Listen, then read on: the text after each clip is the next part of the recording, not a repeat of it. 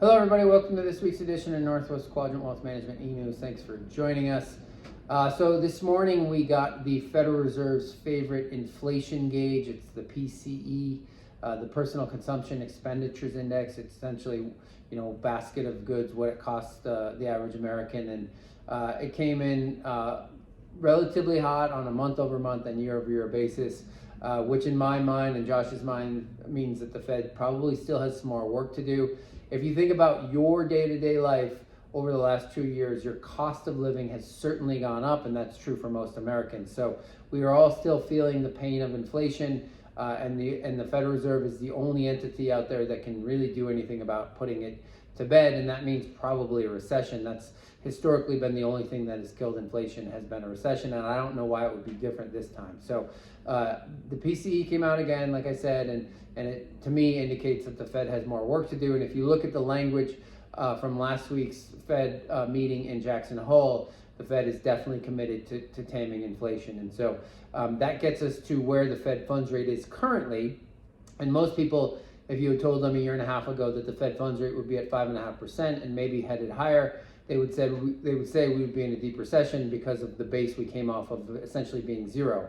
But our opinion is that we're probably somewhere near the neutral rate for interest rates, meaning this is the rate that's not too stimulative for the economy or too restrictive for the economy. I think the neutral rate is much higher than most people thought, and I think the U.S. economy can sustain much higher interest rates than most people think that it can. And so the neutral rate is probably somewhere where we are now because it's not killing employment. I mean, employment is certainly slowing.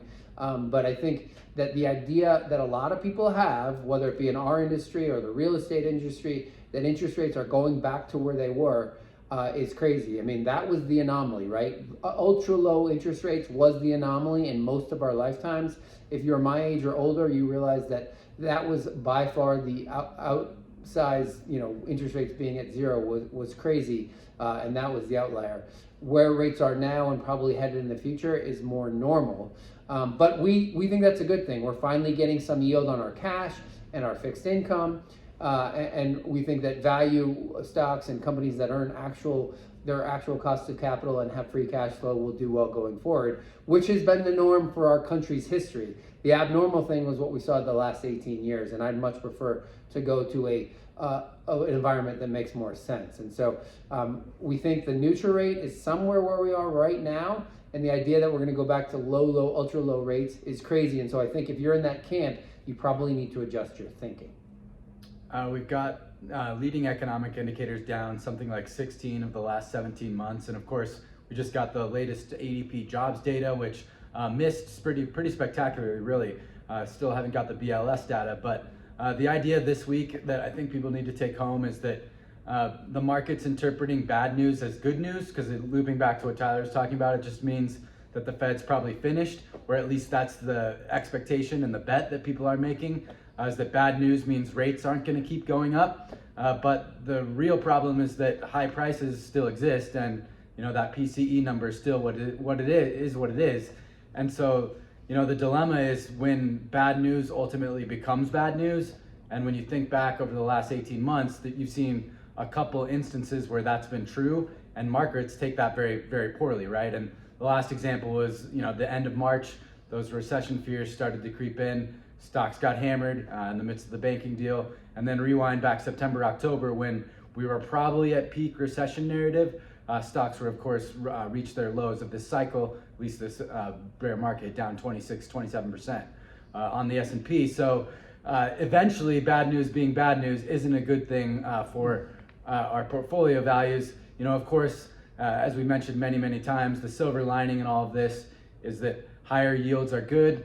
In the sense that you're getting that additional income off the fixed income side of your portfolio. But importantly, on the stock side, you're going to continue to reinvest. But the story we've been trying to communicate for really the last 2 years is this is going to be a duration thing. And it's happening really slowly. And just like previous iterations of this in the 1970s, it took the better part of a decade to finally come to clarity. We should all hope it doesn't take this long this time. But this time is different is a really expensive words. And, none of us are going to see the certainty and definitive resolution that we want in the near term. And our reptile brains versus how long the end of the zero rate story actually takes to play out, those are two very fundamentally opposed things.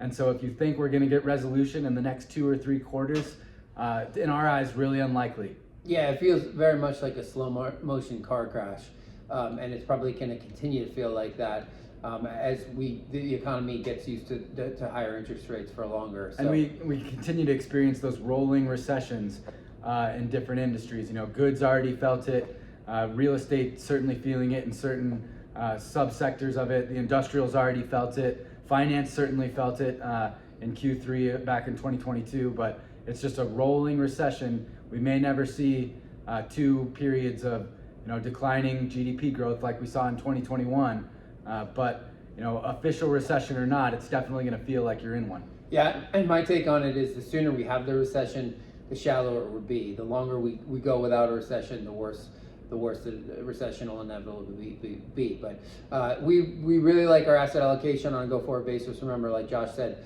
your stocks are dividend reinvesting, so when the market does finally start a new bull market, you'll have a lot more shares, and we're finally getting yield on the bond side of our portfolio. So as always, if you have questions about your situation or your account, you can call our office. That number is 800-743-0988, or email one of us, Josh or Tyler, at northwestquadrantwealth.com. We'll see you back here in a couple weeks.